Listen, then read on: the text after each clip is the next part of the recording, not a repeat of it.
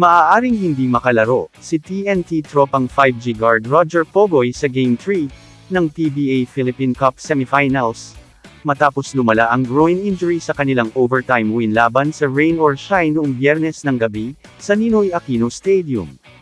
Ayon kay head coach Vincent Chot Reyes, naglalaro na si Pogoy sa pamamagitan ng micro tears sa kanyang singit na natamo noong Game 1. Lumala ang injury sa unang kalahati ng Game 2, kaya napilitan siyang umalis ng maaga sa laro.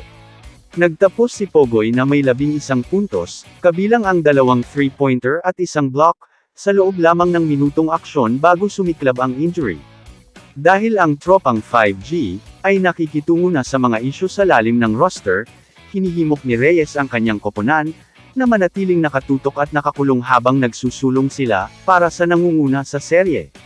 Kasalukuyang nangunguna ang TNT sa Best of 7 series, kung saan nakatakda ang Game 3 sa linggo sa Smart Araneta Coliseum.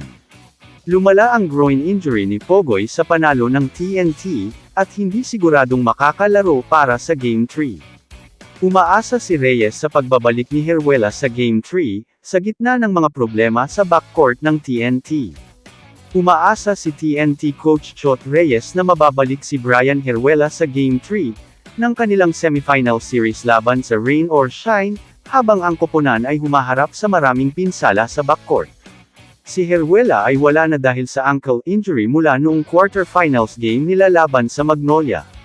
Nawawala na sa TNT sina Jason Castro at Reynam Batak, na parehong hindi kasama sa season, habang si Jordan Heading ay naglalaro sa back spasms.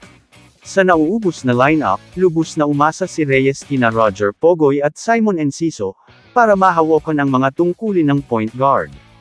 Umiskor si Roger Pogoy ng 11 maagang puntos, para sa TNT bago lumabas sa Game 2 laban sa Rain or Shine, dahil sa hinihinalang hamstring injury. Sa kabila ng kanyang kawalan, binura ng TNT ang 80-point deficit at kalaunan ay nanalo sa overtime, para kunin ang 2-0 series lead. Si Pogoy ay naging pangunahing manlalaro sa playoffs, nag-average ng 24 puntos sa quarterfinals, at umiskor ng 28 sa Game 1 ng semis. Nagpahayag ng pagdududa si Coach Chot Reyes sa availability ni Pogoy, para sa Game 3. Kamusta mga idol? Sports Zone PH, para sa sports news and update. Kung bago ka pa lamang dito sa channel ko, pindutin mo na ang subscribe button at notification bell, para lagi kang update sa mga sports news.